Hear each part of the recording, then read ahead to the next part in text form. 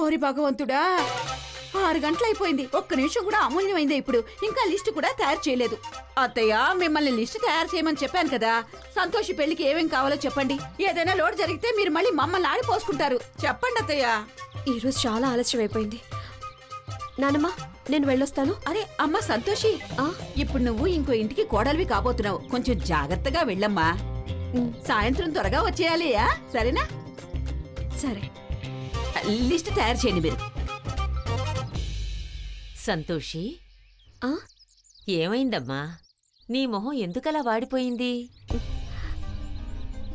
ఏం లేదు నానమ్మ. అమ్మా, నీకీ పెళ్లి మనస్ఫూర్తిగా ఇష్టమేగా? నేనెందుకు దిగులు పడుతున్నానో ఎలా చెప్పన్నానమ్మా? అదేం లేదు నానమ్మ, పని కొంచెం ఎక్కువగా ఉందిగా, అందుకే దిగులుగా ఉందంతే. నేనక్కడ పని పూర్తి చేసి మధు మేడంతో మాట్లాడొస్తాను. మీరు విశ్రాంతి తీసుకోండి. అలాగే నేను వెళ్ళాక అన్ని పనులు మీరే చేయొద్దు. వెళ్ళొస్తానమ్మా. వెళ్ళిరా తల్లి. అమ్మా సంతోషి మాత, నాకు ధైర్యాన్నివ్వు. నేను మధు మేడంకి నా పెళ్లి విషయం చెప్పగలగాలి.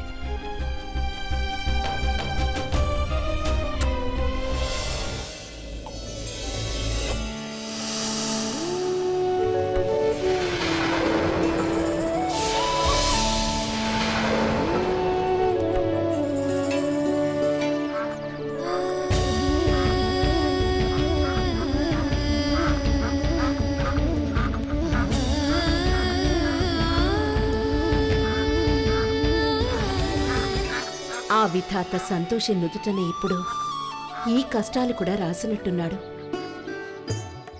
ఈ ఉద్యానవనంలోని అన్ని మొక్కలు వికసించేంతవరకు నేను నీకు ఎలాంటి సహాయము చేయలేను సంతోషి.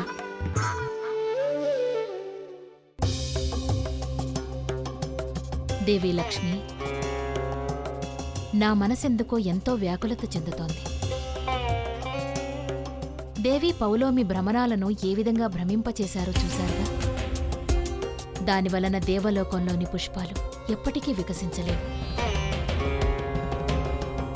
అలాగే దేవి సంతోషి శక్తులు ఎప్పటికీ తిరిగి ఆమెకు రావు.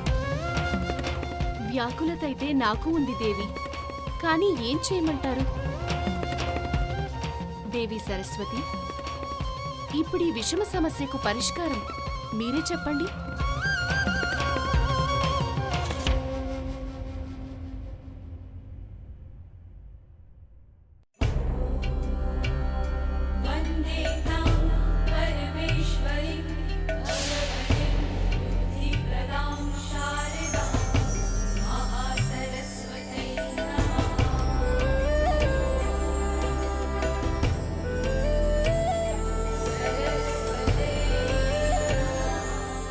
గోమాత, మా సమక్షంలో ప్రత్యక్షమవ్వండి.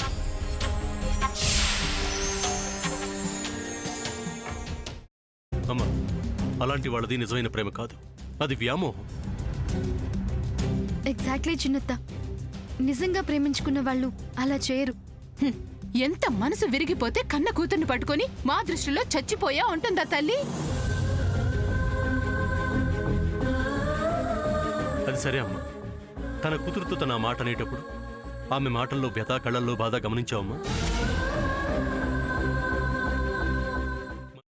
పెద్దబాబుకు బర్త్డే విషెస్ చెప్పు కూడా వెళ్ళాం కదా. ఊరికే ఎలా కాలిపోతుంది? మంట పెడితేనో పడితేనో తగలబడుతుంది.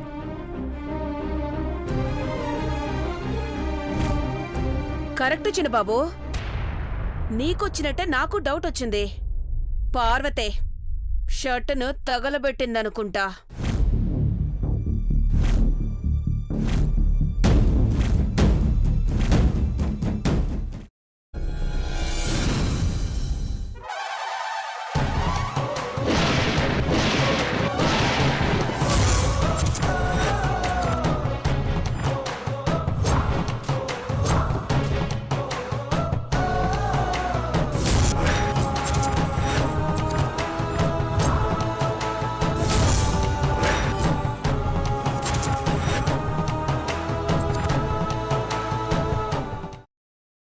తర్వాత పొట్టు తీసేసి చాప్ చేసి పక్కన పెట్టుకోవాలి.